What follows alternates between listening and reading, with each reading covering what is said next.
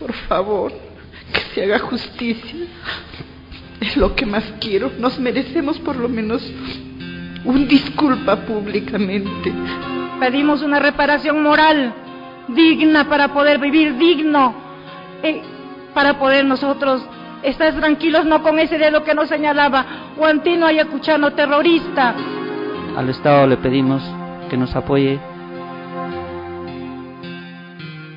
El conflicto armado interno más grave de toda nuestra historia republicana dejó a miles de peruanos profundas lesiones que aún hoy, 20 años después, siguen manteniéndolos al margen del desarrollo, la libertad y la paz. El impacto de los hechos significó el quiebre y la frustración de proyectos y modos de vida, sobre todo de las poblaciones indígenas y campesinas, mudos testigos del proceso de erosión de su propio sistema comunitario, el eje central de su identidad social. La intensidad del conflicto se tradujo en el éxodo masivo de poblaciones enteras desde las zonas de violencia hacia donde muchas veces se encontraron con la indiferencia, el miedo y la discriminación. Este doloroso proceso de desarraigo truncó la formación de toda una generación de niños y jóvenes e intensificó el miedo, la desconfianza y los traumas heredados de la barbarie. Tanta muerte y destrucción ha dejado a miles de inocentes severas heridas sociales que superar y enormes secuelas psicológicas que revertir. Un tratamiento psicológico para todos los niños, trabajo para todos los pobladores, apoyo para los que retornaron de las ciudades, equidad en la indemnización. Y yo les pido, así como tengo acá un periódico donde el ministro de Justicia entrega a una persona $175,000 de indemnización de varios saltos. De igual manera lo hacen en la Cantuta.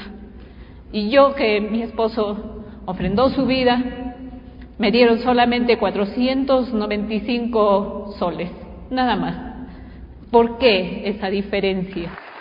Puesta la verdad sobre la mesa, luego de hecho público el informe de la Comisión de la Verdad y Reconciliación, es momento de devolver a los que más sufrieron todo aquello que perdieron, comenzando por la dignidad y la ciudadanía que les fue negada durante tanto tiempo.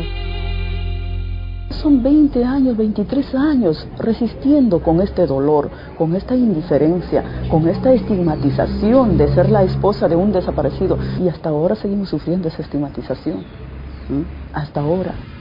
Las reparaciones son, por este motivo, gestos de solidaridad, pero también acciones concretas indispensables en el proceso de recuperación moral, mental y física de las víctimas sobrevivientes de las violaciones de derechos humanos cometidas entre mayo de 1980 y noviembre del 2000, así como de los familiares de los muertos y desaparecidos.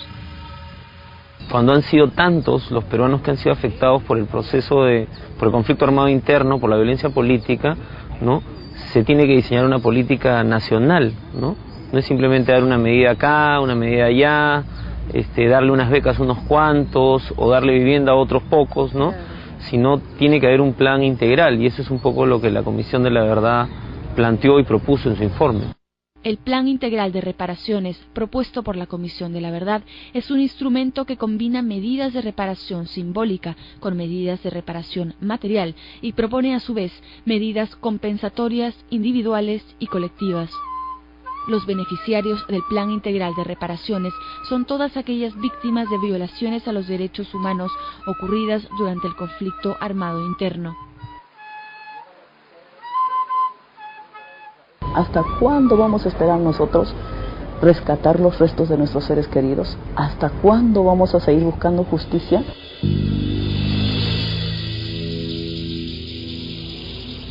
En nombre del Estado, pido perdón a quienes han sufrido por los muertos, por los desaparecidos, a los miles de desplazados.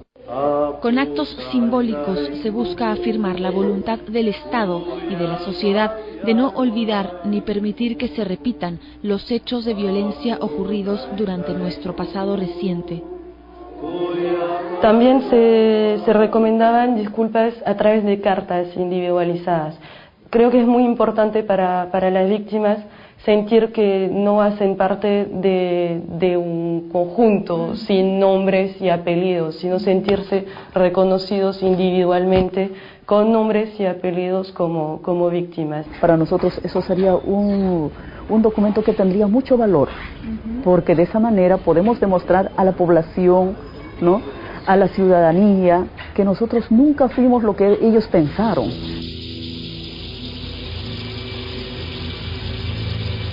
Establecer el día 10 de diciembre como el Día de la Reconciliación Nacional, invocando a las autoridades de todo el país y a la sociedad civil a llevar a cabo actos de reparación simbólicas. O dar a centros de educación nombres de autoridades caídas, para que alrededor de este nombre se crean ceremonias, actividades dentro del mismo centro educativo y los jóvenes vayan aprendiendo sobre lo pasado en el país.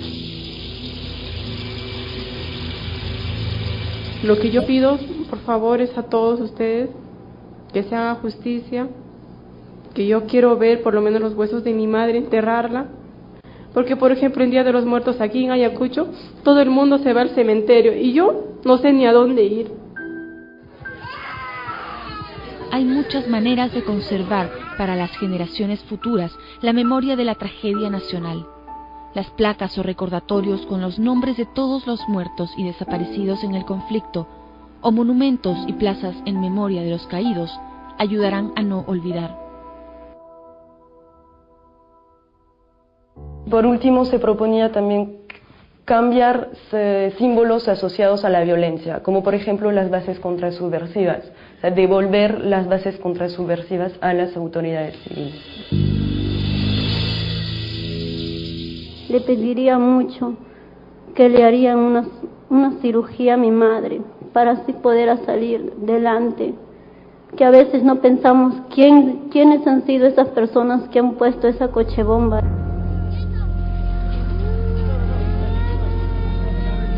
Las secuelas asociadas a la experiencia del terror, sumadas a los efectos físicos adquiridos durante la época de violencia, han quebrado el soporte social y el desarrollo personal de miles de compatriotas.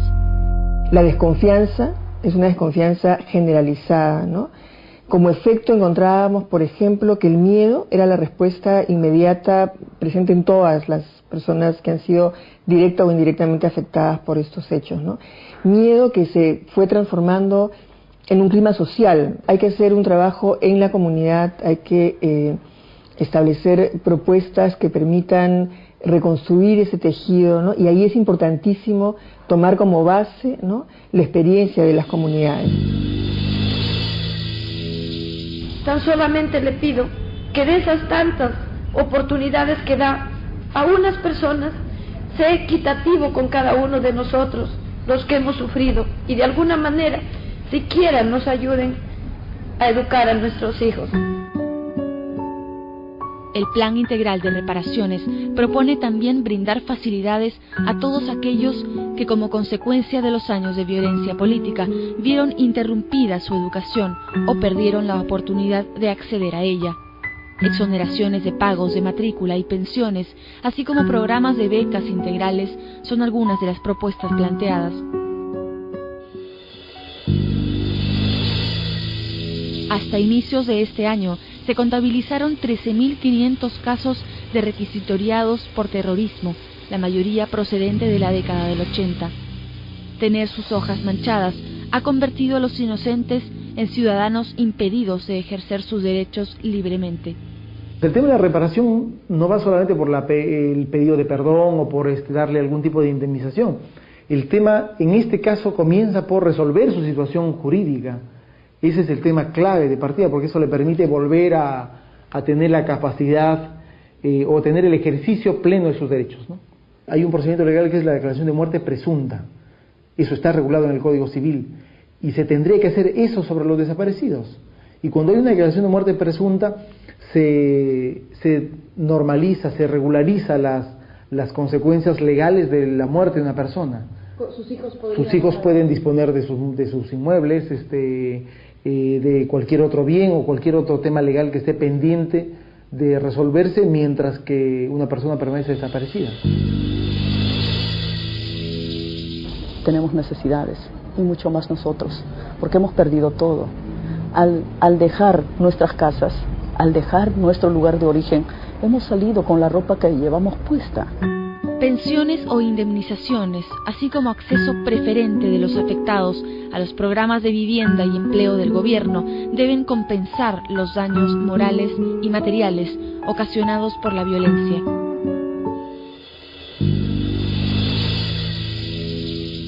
Que se genere fuentes de trabajo con proyectos productivos,